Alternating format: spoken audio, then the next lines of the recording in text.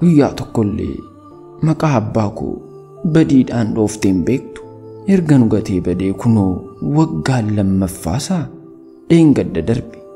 Iccitiin isaa anaaf hin galle yookiin natu hubachuu dadhabe malee abbaan koo ta'e jedhee akka kophaatti nu gatee hin banne natti dhaga'ama. Iccitii kana garuu Waaqaa fi isa qofatu beeka. Harmeenis wallaaltu. Takkammoo gingilchaa sana as naa fidi jetti hayyoon tasa akka nama waa yaadatee sagalee ol qabdee ol fuudheen gingilchaa moofaa daakuu quufee harkaan gahaan ol qabdee gaggaragalchitee ilaalti.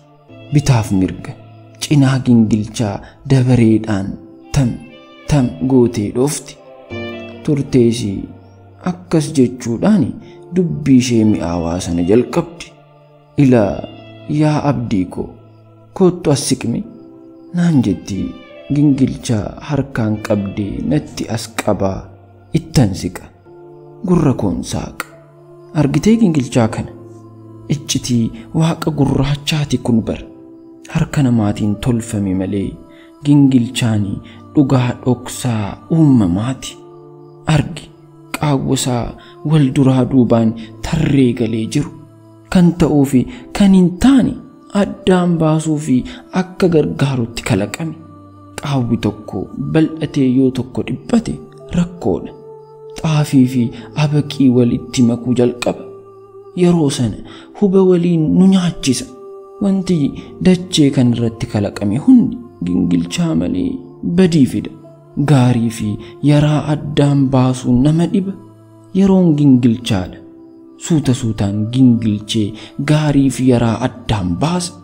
Umriinis gingilchaadha. Suuta suutaan jiruu fi jireenya waliin si barsiisa. Adeemsa keessa kan ta'uu fi kan hin taane addaan baasee sitti mul'isa. Addaan baasee sitti uffisa jettee callinsaanii na ilaalti. Narraa jeffadha. Dubbiin gurra saaqee dhaggeeffadhu sammuutti na lixa. Kabajamtoota daawwattoota Sagalee Kitaabaa. Qophii asoosama gabaabaa gingilchaa kutaa lammaffaatiin gara keessanitti deebinee jirra. Amma xumura qophii keenyatti nufaana turaan affeerraa keenya ta'a. Hundi kan harka isaa hin dhabu. Ifaajee isaa kan facaase haame.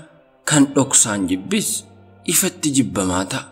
Jiruun jibbarraa hin fagaanne siree qoreeti. Kan umrii guutuu irratti gangalchaa ittiin of dhiiksan. Jibbisummiidha. Qalbii yaadaan xaxee namummaa sakaalee qalbii irraa nama fageessa. Kaleessa irratti qalbii hodhee harka saasaama. Umriin kee qabeenya kan siif ta'u guyyaa itti hojjechuu jalqabdedha. Namummaa keetis kan injifattu guyyaa jaalala dhugaa dibatte qofa. Abdii koo hubadhu jiruun gingilchaadha jettee harka ishee mataarra na keessi. Dabbasaa kiyya bitaa fi mirga qabdee jaalalaan na sukkuumti. Qaamni koo guutuu gammachuudhaan booji'ama. Foolii ishee barbaacha siqeen jala taa'a.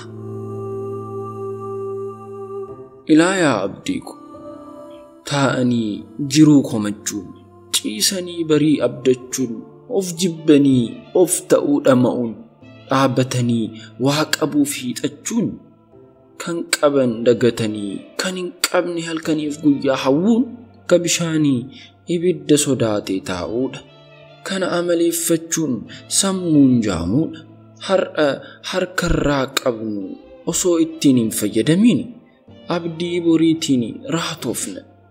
Hiikti dhugaa tokkoon keenya keessa jira. Bifti addunyaas akkasuma. Tokko dacheen isaa fi kennaa abaarsa waaqaati. Isa biroof ammoo eebba bara baraati. Gadda keenya gammachuutti jijjiirree burraaquuf ammoo kana hubachuu qabna. Hubachuu qofa osoo hin ta'in ofitti fudhachuus qabna. Hayyoon yeroo hundaa kan na gorsitu sammuu koo jibbarraa akkam fageessuu fi wanti hundi addunyaa kanarratti kan kalaqame sababa mataa isaa qabaa jedhee akkan amanuufi jiruu fi uumama komachuun gaarii akkan taane na gorsiti. Wanti hundi takka uumamee waan ta'eef kan ta'een gammaduu malee gadduuni waaqa gurraacha waliin wal dhabuudha naan jetti. Gaddanarraa qoluu fi dhamaati malee isheen garuu gaddarraa fagaattee hin beektu. Gadda waliin firummaa cimaa qabdi.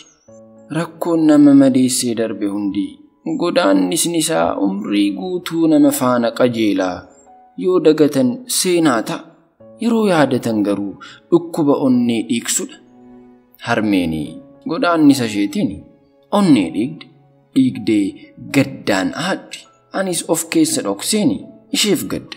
Of keessaan gadda isheef aada. Foonii qeensa qerreensaa keessaa qabaa jettee faana buunaan du'atu lafaa si kaasa naan jettee yeroo hawwii koo na gaafattee mootii ta'uun barbaada jedhuun maal jechuudha jedhee yeroon gaafadhu immoo hunda beekuun du'a fida naan jetti. Akkamitti hunda beekuun du'a fida? Yoo akkas ta'e maaliif baradhu naan jettare jedhee yeroon gaafadhus natti kolfiti.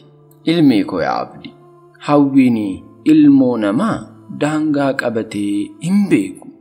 Namni kan hawwii isaa guuttachuuf daba hanqaaquu osoo dhaabatu kufa. Kan ofii mijeeffachuuf kan ormaa dhiibamuun inaaffaa kalaqa. Inaaffaan ammoo nama garaa jabeesse namni garaan jabaates sodaa dhabee jibba hanqaaqa. Yeroo kana waliif ooluun biyyoo nyaatee jaalalti okkolu jalqaba. Waliin nyaachuun dhibamee wal nyaachuun iddoo qabata. Kennaa malee of muuduun harka du'aa ta'uu fida. Mootii ta'uuf osoo hin taane jiruu mo'achuuf baradhu. Dubbiin yoo bubbulte namaa galti naan jetti. Yoo bitaa nagaleessi harmeen dhugaa malee hin dubbattu jedheeni gorsa ishee of keessa boriif kaayyadha. Dargaggoomee barumsa fixee yeroon hojii qabadhu dhugaan harmee fuularraa na barreeffame. Akkuma jettee dubbiin bubbultee naaf galte. Yeroonis gingilchaadha. Hunda gingilchee akkuma hojii isaa kan harka isaa kennaaf. Yaraa gadi buusee gaarii ol kaasa. Kaleessa kan gadi nu qabanii nurraan darbuu fiixatan har'a eessa jiru? Kanneen har'as jibba hanqaaqanii gadi nu qabuu fi jiraatan, gadi nu qabuu fi tiratan yoom boriif darbu? Yeroon gingilchaadha. Gingilchee yaraaf gaarii addaan baasu yoom dhiisa?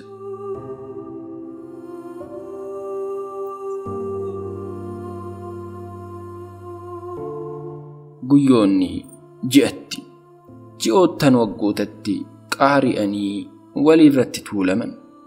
Erga ayyoon addunyaa kanarraa boqottees waggootiin 10 akka laayyootti darban. Garuu qaamatu boqote malee ayyoon yoomiyyuu onnee keessa na jirti.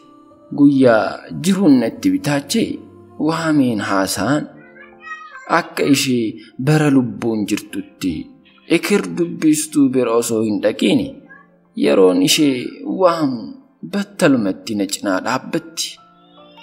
Na gorsiti, na gootomsiti, na jabeessiti, abdiidhaan sammuu na guutti. Tulluu jibba diigee akkan jaalalaaf qabsaa'u na onnachiifti. Akkan ishee deddeebisee yaadachuudhaan hin dhibamne jedhee iddoo dhalootaa koorraa ergan fagaadheeti waggoonni 8 darbanii 9ffaatti qaari'aa jiru. Finfinnee magaala Wacaamaraatti keessan jiraadha. Kan dureessi quufti abaaree keessa jiraatu, kan hiyyeessi waaqni abaare keessa warwaatu, iddoo fiigichi jiru itti hammaatu, iddoo ofittummaan luka bargaanfatee keessa ciisu, Finfinnee fuulaa fi giphii nama qulqulleessitu, magaalaa gamoo malee nama dhabde.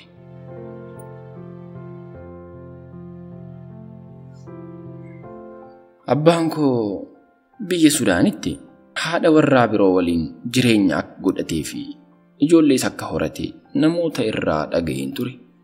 Kanaanis sammuun koo yeroo muraasaaf jeeqamee ture. Garuu aayyoon yeroo lubbuun turtetti dhimmoota waadaa na galchiifte keessaa tokko abbaa kootti akkan hin gaddinee fi jibba hin yaanne ture. Abdii koo amaanaa qabeenyan si dhaalchisu tokkollee hin qabu. Garuu qabeenya caaluun siif kenni.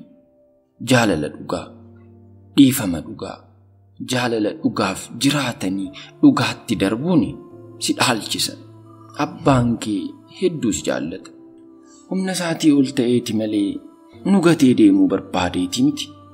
Amaanaa ilma ko, jaalala malee jibban jiraatiin. Ilmoo geetuu yoo argatteen ammoo akkas naaf jedhiin. Si barbaachan hedduu qaarii, garuu si argachuu hin dandeenye.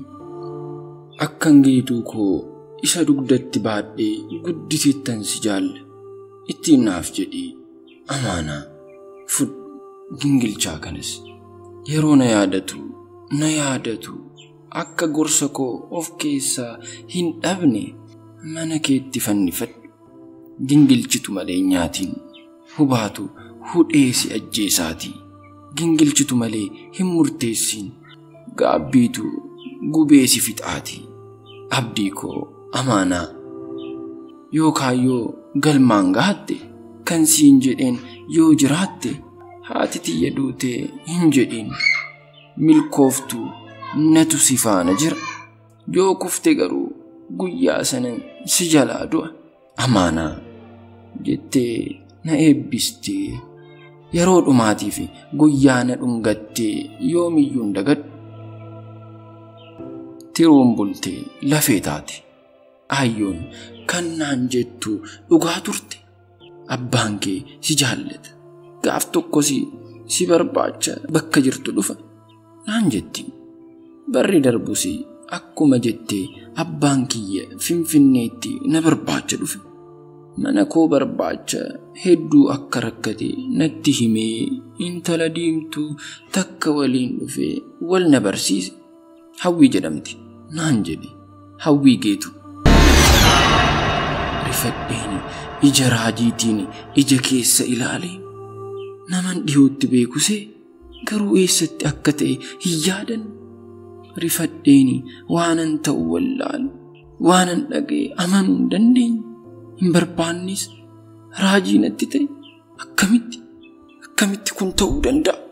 Bara meeqa aayyoon ilmoo obboleessa ishee geetuu barbaacha dhamaate. Abdii kutattee du'atti godaante. Abbaan kiyya akkamitti ilmoo geetuu argachuuf milkaa'e? Moo akkan dhiifama isaaf godhu seenaa sobaatiin na sossobaa jira?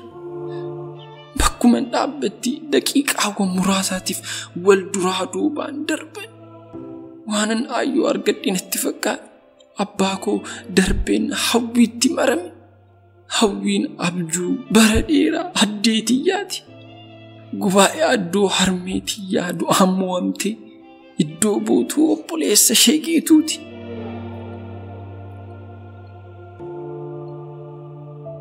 Hawwiin osoo abdiin kutatiin nu barbaacha Gondarii kaatee Asallaa akka dhufte abboon natti hime.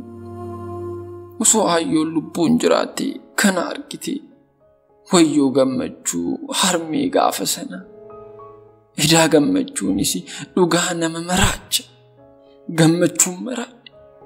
Abbaa koo bara dheeraaf addaan beesi dhiifama qulqulluu ta'een hammadhee dhungadhe. Hawwiin diimtuudha. Kan fuulli ishee dhibaa garagaraatiin hin duugamne. Akka aayyootiyaa akka haadha koo siimboo qabeettii sana.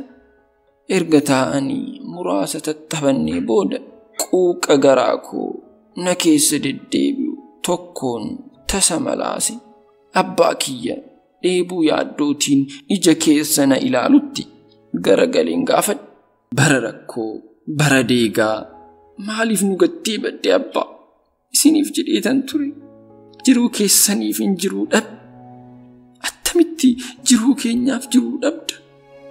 Haati kee obboleessa ishee geetuu barbaacha. Yeroo biyyatti qaaritu gadadoo hedduu keessa akka darbite isin hin beektan ture. Yoo haala sanaan itti fufte isin jalaa du'uu dandeessi jedheetan ana abdatteeti. Duraan isin gattee obboleessa ishee akka lubbuutti jaalattuuni barbaacha kan imaltu. Yoon ani jiraachuu baadhe isin gattee eessayyuu akka hin deemne nan beeka. Osoo hin jaallatiin isin irraa fagaadhe. Abbooni kana jedhee ijoolleen isaa imimmaaniin guutaman. Nan rifadhe. Hayyoon dhugaa ture kan natti himaa baate. Abbaan kiyya jaalala guddaa maatii isaatiif qabu.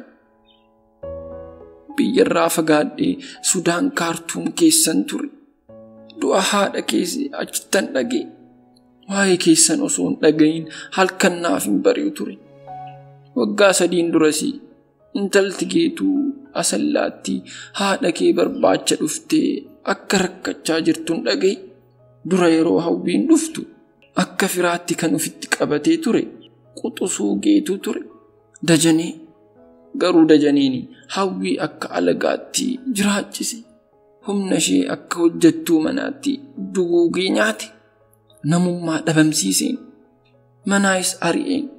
Sana booda firoottan haadha keetii hundi wal harkaa fudhachaa itti taphatan. Yeroon kana dhaga'u gaddaan dhiigee gara biyyaatti deebi'e.